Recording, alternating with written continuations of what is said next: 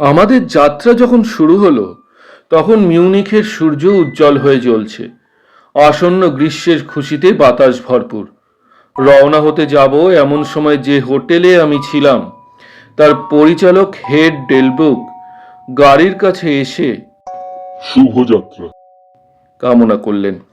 তারপর জুড়ি গাড়ির দরজার হাতলে হাত রেখে কচুয়ানকে বললেন, মনে থাকে জানো, রাত হওয়ার আগেই তোমাকে ফিরে আসতে হবে। আকাশ ঝকঝকে হলেও উত্তুরে বাতাসে কেমন একটা কাঁপুনি দিচ্ছে। হয়তো হঠাৎ করে ঝড় উঠবে। অবশ্য আমি ভালো করেই জানি দেরি তুমি করবে না। এবারে উনি একটু হেসে যোগ করলেন, কারণ তুমি তো জানো আজকের রাতটা কিসের রাত। জার্মান ভাষায় জোরালো স্বরে উত্তর দিল ইয়োহান হ্যাঁ স্যার, জানি। এবং টুপিতে হাত ঠেকিয়ে চকিতে গাড়ি ছুটিয়ে দিল। শহরের বাইরে এসেই ওকে থামতে ইশারা করে আমি বললাম, বলো দেখি ইয়োহান, আজ কিসের রাত? বুকে ক্রুশ চিহ্ন এঁকে সংক্ষিপ্ত জবাব দিল। ভালপার্কিসের রাত। তারপর জার্মান সিলভারের তৈরি বিশাল এক শালগম সাইজের সেকেলে ঘড়ি দেখেও গাড়ি ছুটিয়ে দিল সজোরে, যেন নষ্ট হওয়া সময়টুকু পূরণ করতে চায়।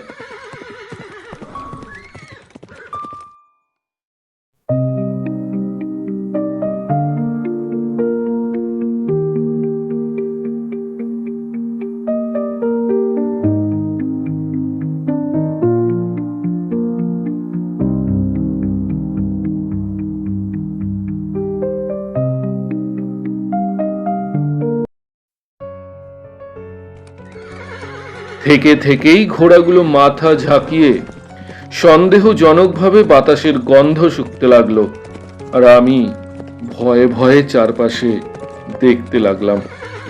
রাস্তাটা বেশ ভালোই নির্জন, কারণ আমরা তখন ছুটে চলেছি ঝোড়ো হাওয়ায় ধুধু হয়ে যাওয়া উঁচু মালভূমির ওপর দিয়ে। যেতে যেতে হঠাৎই একটা রাস্তা আমার নজরে পড়ল। দেখে মনে হলো সচরাচর সেটা ব্যবহার হয় না। একটা ছোট আঁকাবাঁকা উপত্যকার বুক চিরে রাস্তাটা এগিয়ে গেছে গভীরে, কিন্তু তার আকর্ষণ এতই তীব্র যে ইয়োহানকে বিরক্ত করার ঝুঁকি নিয়েও ওকে ডেকে বললাম, ওই রাস্তা ধরে যেতে আমার ভীষণ ইচ্ছে করছে। ও হাজার রকম অজুহাত দেখাতে শুরু করলো।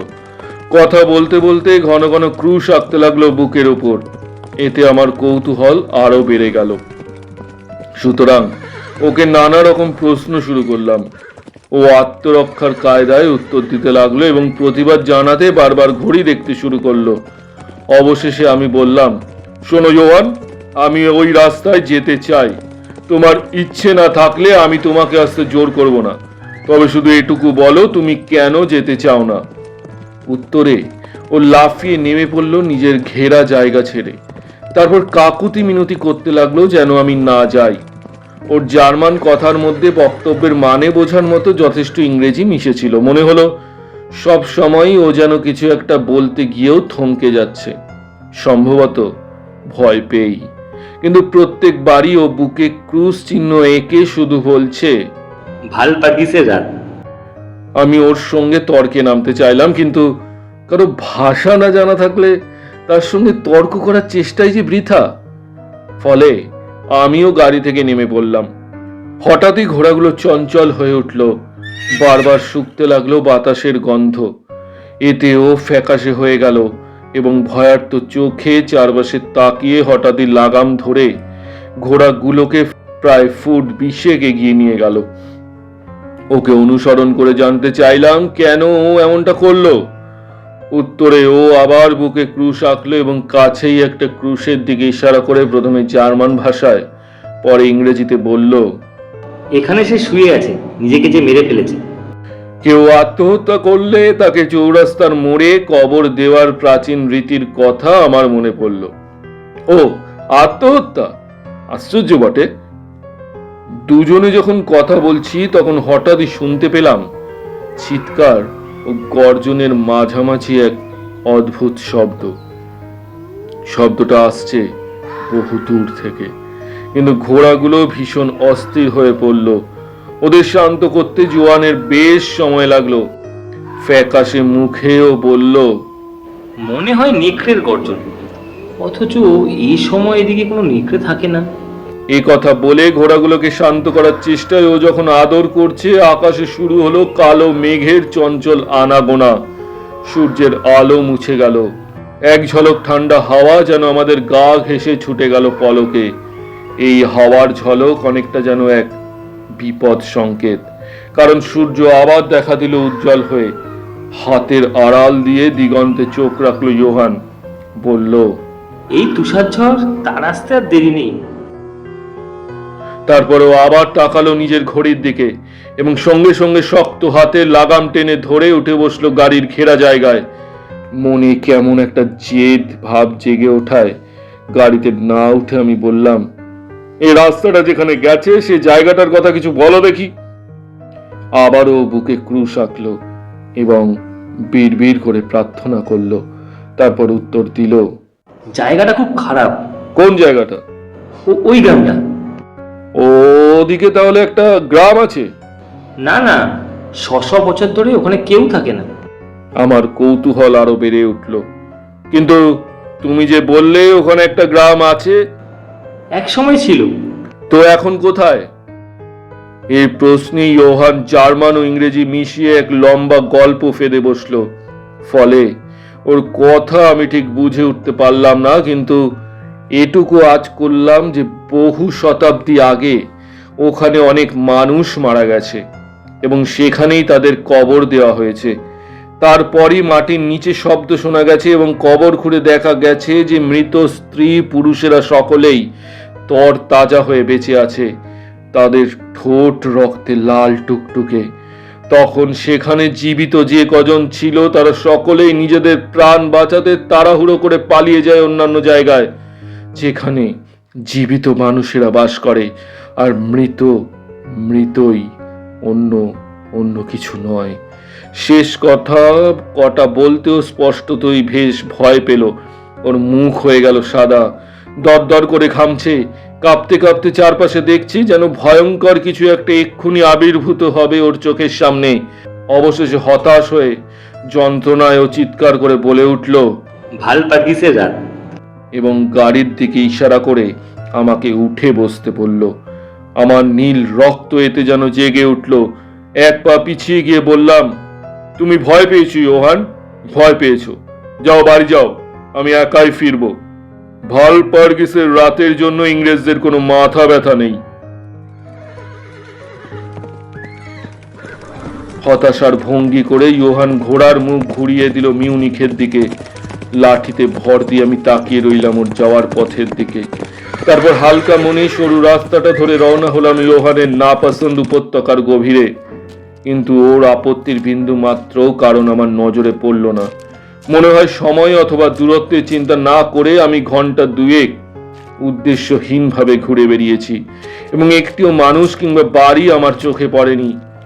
জায়গাটা সম্পর্কে বলতে গেলে বলতে হয় ওটা জনমানবহীন নির্জন একটি জায়গা। বিশ্রামের আশায় এক জায়গায় একটু বসলাম, তাকিয়ে দেখলাম চারপাশে। হঠাৎই খেয়াল হলো পথ চলা শুরু করার সময় যেরকম ঠান্ডা ছিল, এখন সেটা তার চেয়ে অনেক বেশি। দীর্ঘশ্বাসের এক অদ্ভুত শব্দ যেন আমাকে ঘিরে রয়েছে। তার সঙ্গে কখনো কখনো অনেক ওপর থেকে ভেসে আসছে চাপা গর্জন। উপরে তাকিয়ে নজরে পড়ল আকাশে বিশাল ঘন মেঘের দল উত্তর থেকে দক্ষিণের দিকে অস্থির গতিতে ভেসে চলেছে। বাতাসে আসন্ন ঝড়ের ইঙ্গিত। আমার কেমন যেন শীত করতে লাগলো। ভাবলাম, এতক্ষণ হেঁটে আসার পরিশ্রমের পর এখন চুপচাপ বসে রয়েছি, তাই হয়তো শীত করছে। সুতরাং আবার পথ চলা শুরু করলাম। সময়ের দিকে কোনো খেয়াল না রেখেই আমি পথ চলেছি। ফলে যখন ঘন হয়ে আসা গোধূলির আলো চারিদিকে জাঁকিয়ে বসলো, তখনই আমার দুশ্চিন্তা শুরু হলো। কি করে পথ চিনে বাড়ি ফিরে যাব? দিনের উজ্জ্বল আলো তখন মিলিয়ে গেছে, বাতাস কনকনে ঠান্ডা। অনেক ওপরে ভেসে যাওয়া মেঘের মিছিল যেন দলে আরো ভারী হয়েছে। সেই সঙ্গে শোনা যাচ্ছে বহু দূর থেকে কিছু একটা ছুটে আসার শব্দ, আর সেটা ভেদ করে কিছুক্ষণ পরেই ভেসে আসছে এক রহস্যময় চিৎকার। এটাকেই আমার কচুয়ান নেকড়ে চিৎকার বলেছিল। তাকিয়ে আছি, হঠাৎই বাতাসে এক ঠান্ডা কাঁপুনি খেলে গেল এবং শুরু হলো তুষারপাত। পেরিয়ে আসা মাইলের পর মাইল গাছপালাহীন নির্জন পথের কথা আমার মনে পড়ল। সুতরাং আশ্রয়ের খোঁজে দ্রুত পায়ে সামনে জঙ্গলের দিকে রওনা হলাম। আকাশ ক্রমে আরো কালো হয়ে উঠল, বরফ পড়তে লাগলো আরো ঘন হয়ে, আরো জোরে। অবশেষে এক সময় আমার সামনেও চারপাশের মাটি এক চকচকে সাদা গালিচা হয়ে উঠল। গালিচার শেষ প্রান্ত মিলিয়ে গেছে দূরের অস্পষ্ট কুয়াশায়। ক্রমে বাতাসের গতি বেড়ে উঠল ঝোড়ো হাওয়া। তখন আমি বাধ্য হয়ে বাতাস ঠেলে ছুটতে শুরু করলাম। ক্ষণে ক্ষণেই আকাশকে চিরে বিচ্ছিন্ন করে দিচ্ছে জ্বলন্ত বিদ্যুৎ। আর সেই আলোয় নজরে পড়ল আমার ঠিক সামনেই ঘন তুষারে ঢাকা ও সাইপ্রাস গাছের গায়ে মাখামাখি চটলা। অল্প সময়ের মধ্যেই পৌঁছে গেলাম সেই গাছপালার আশ্রয়ে।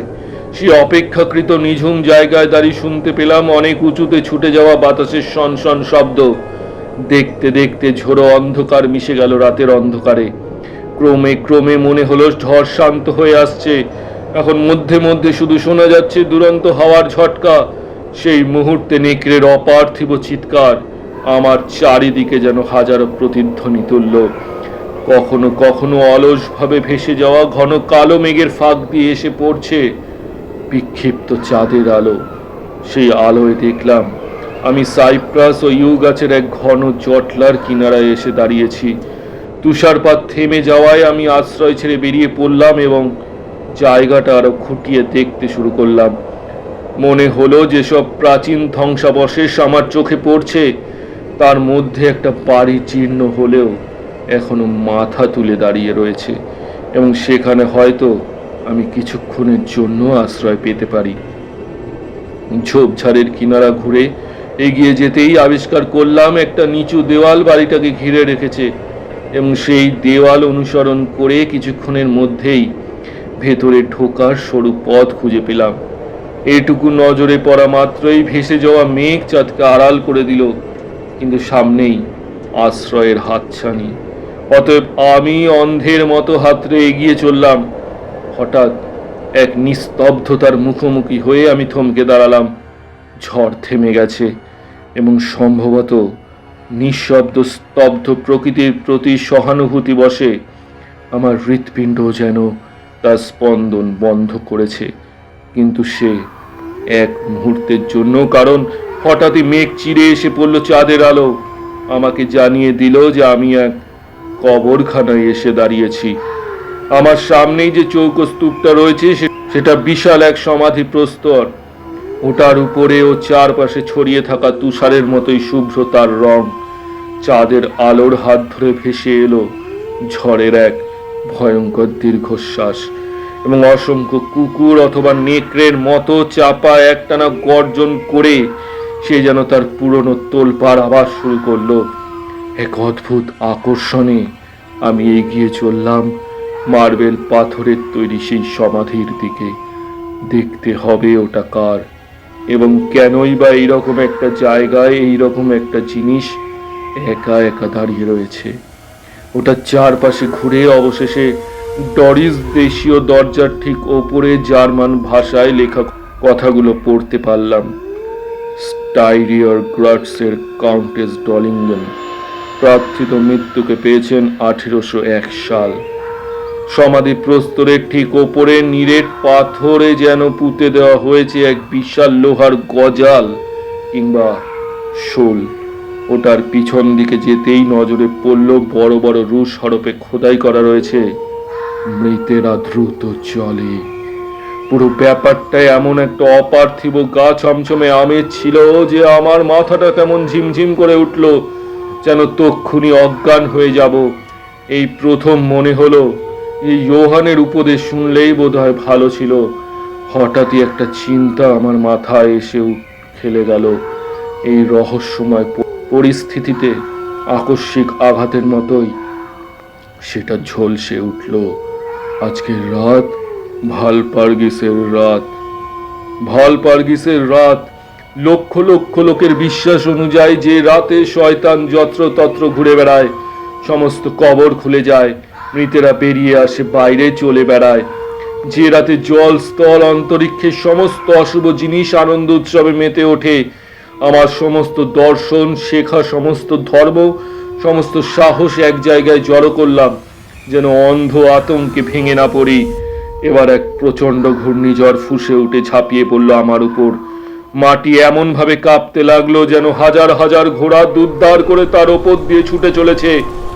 এইবার তুষার নয়, বিরাট আকারের সব শিলাপিণ্ড দুরন্ত গতিতে ছুটে চলল এবং তার আঘাতে গাছের ডালপালা, পাতা সব খসে পড়তে লাগলো।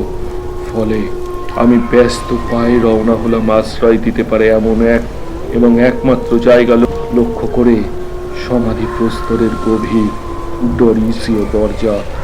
বিশাল ব্রোঞ্জের দরজার গায়ে গুটিসুটি মেরে দাঁড়িয়ে মুষলধারে শিলাবৃষ্টির হাত থেকে কিছুটা রেহাই পেলাম, কিন্তু দরজার গায়ে হেলান দিয়ে দাঁড়াতে ওটা সামান্য নড়ে উঠল এবং খুলে গেল ভিতর দিকে।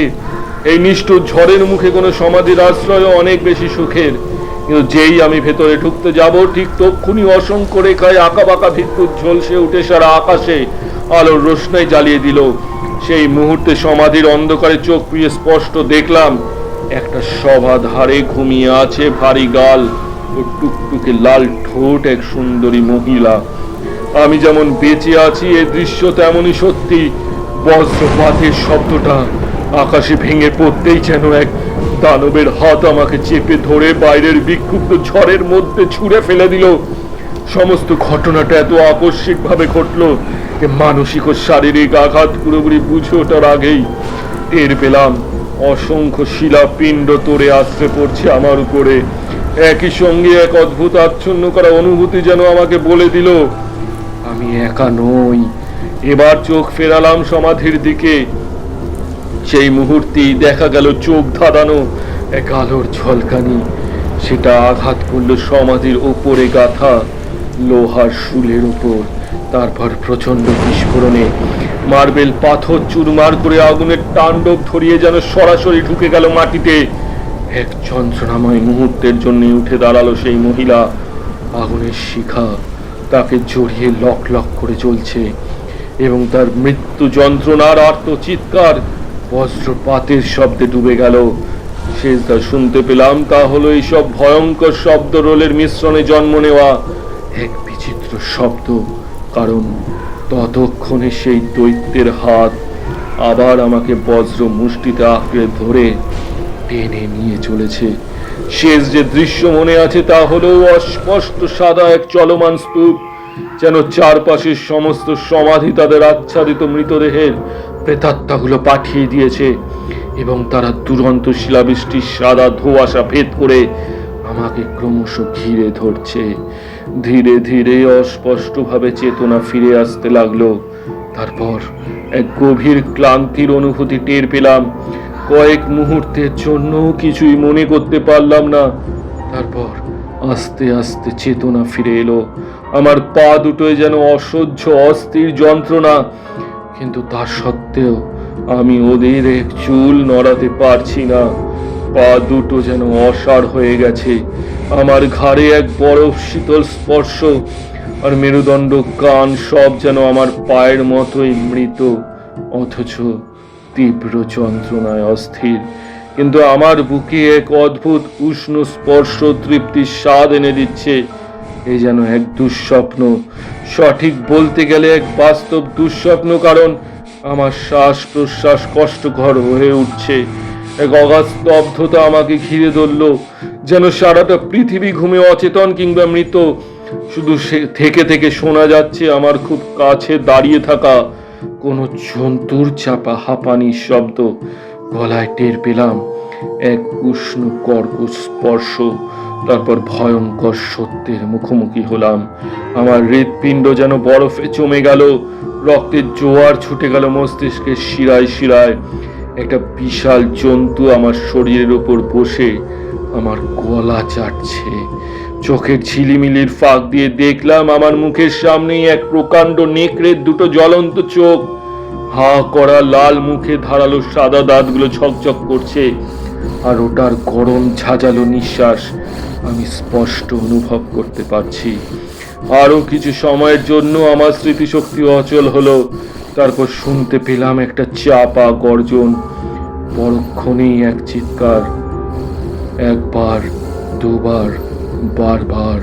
তারপর যেন বহু দূর থেকে ভেসে আসা সমবেত কণ্ঠে শুনতে পেলাম, হ্যালো, হ্যালো। অতি সাবধানে মাথা তুলে শব্দ লক্ষ্য করে তাকালাম। সমাধিক্ষেত্র আমার দৃষ্টি আড়াল করলো।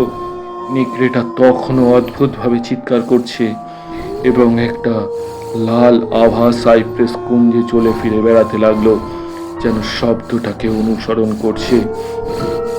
কণ্ঠস্বরগুলো আরো কাছে আসতেই নেকড়েটার গর্জন আরো দ্রুত, আরো জোরালো হয়ে উঠল। সাড়া দিতে বা নড়াচড়া করতে আমি ভয় পেলাম। তারপর ঘিরে থাকা গাছের আড়াল থেকে শোনা গেল একদল ঘোড়সওয়ারের ঘোড়া ছুটিয়ে আসার শব্দ, তাদের হাতে চলন্ত টর্চ। নেকড়েটা আমার বুক ছেড়ে উঠে পড়ল, রওনা হলো সমাধিস্থলের দিকে। একজন ঘোড়সওয়ারকে টুপি ও লম্বা কোট দেখে ওদের সৈনিক বলে মনে হলো। দেখলাম বন্দুক তুলে তাক করেছে। চুপিসারে পালিয়ে যাওয়া জন্তুটাকে আরেকজন দেখতে পেল এবং সঙ্গে সঙ্গে শোনা গেল গুলির শব্দ। তারপর দু চার কদমেই ঘোড়সওয়ারের দল কাছে এসে গেল। কেউ এলো আমার কাছে, আর কেউ গেল বরফে সাজানো সাইপ্রেস গাছের ভিড়ে অদৃশ্য হয়ে যাওয়া নেকড়েটাকে অনুসরণ করতে। ওরা কাছে আসতেই আমি নড়াচড়া করতে চেষ্টা করলাম, কিন্তু শক্তি খুঁজে পেলাম না। অথচ আমার চারপাশে যা যা হচ্ছে তার সবই দেখতে পাচ্ছি, শুনতে পাচ্ছি। দু তিনজন সৈনিক ঘোড়া থেকে লাফিয়ে নেমে পড়ল, হাঁটু গেড়ে বসে পড়ল আমার পাশে। একজন আমার মাথা তুলে ধরলো, আমার বুকে হাত রাখলো। ভালো খবর কমরেড, ভদ্রলোক এখনো বেঁচে আছেন।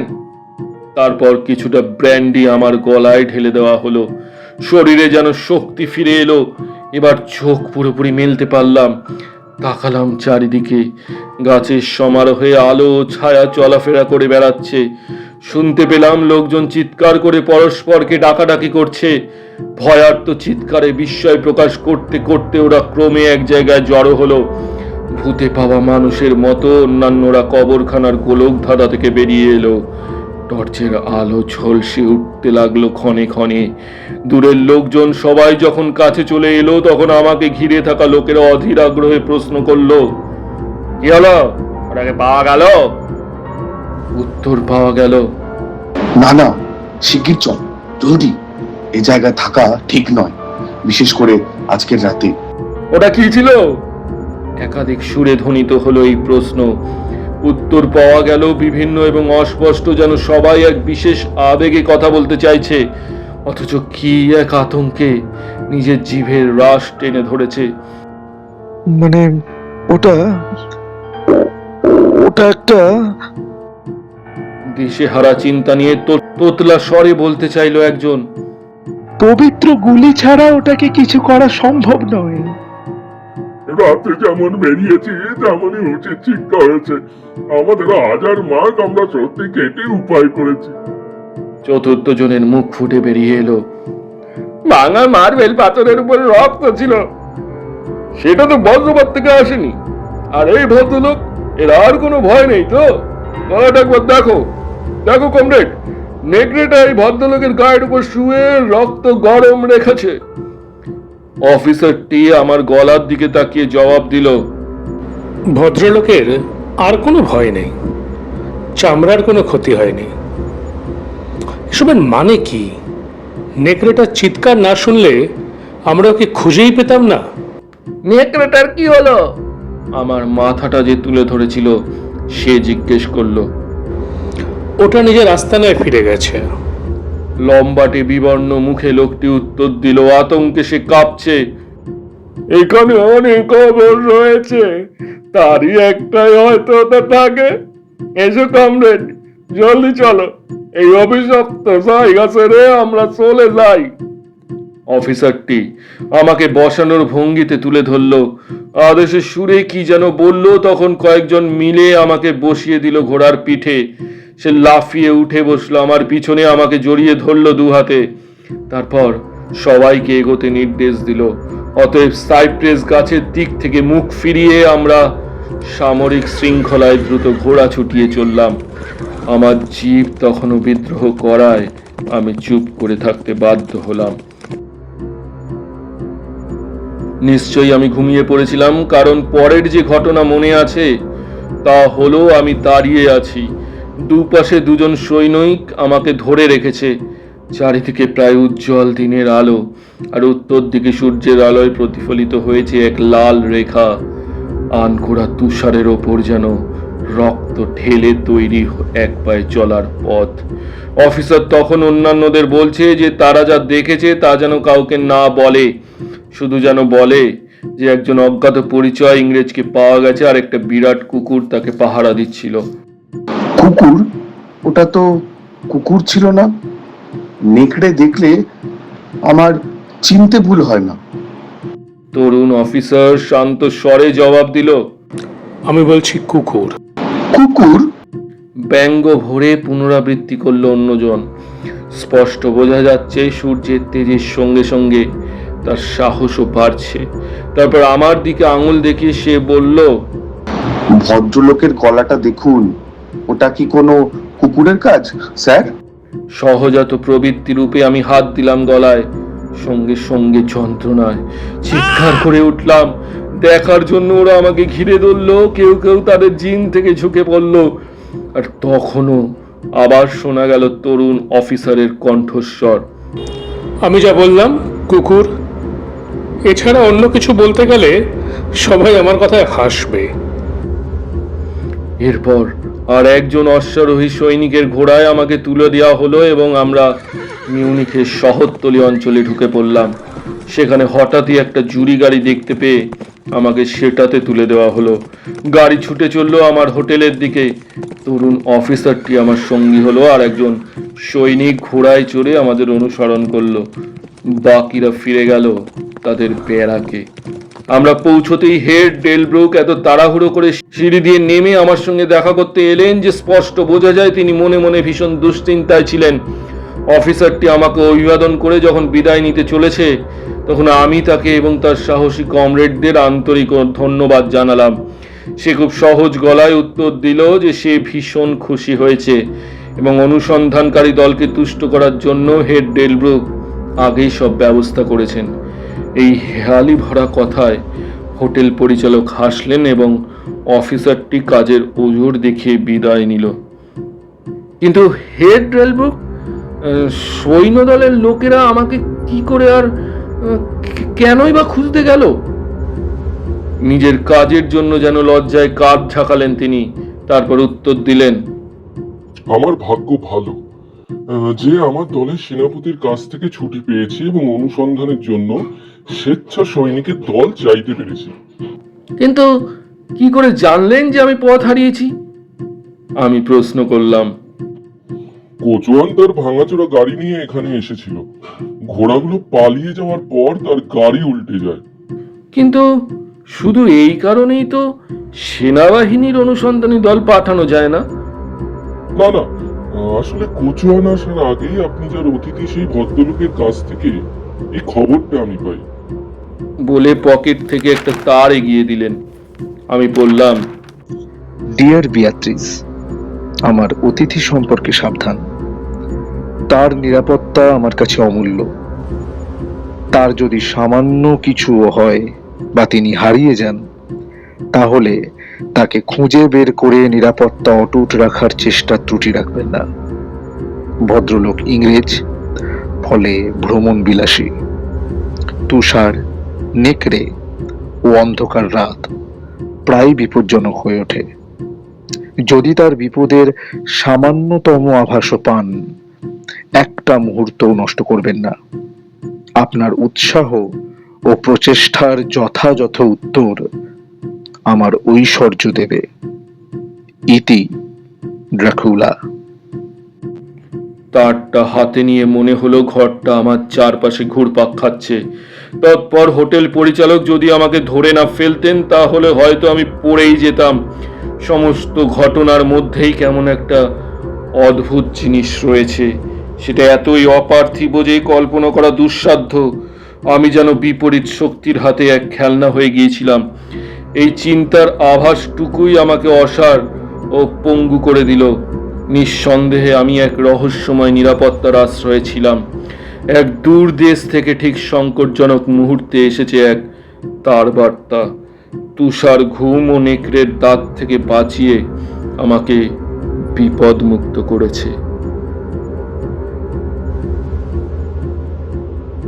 শুনছিলেন ব্রাম স্টোকার রচিত ড্রাকুলাস গেস্ট। কথকের ভূমিকায় আমি অয়ন, ইয়োহানের ভূমিকায় দীপঙ্কর, সেনাপতিদের ভূমিকায় অয়ন এবং রাজাদিত্য, সৈনিকের ভূমিকায় নিলয়, কোরাসে অয়ন, রাজাদিত্য, হেড রেলবুকের ভূমিকায় অয়ন, অফিসারের ভূমিকায় রাজাদিত্য এবং ড্রাকুলার ভূমিকায় অন্বেষণ।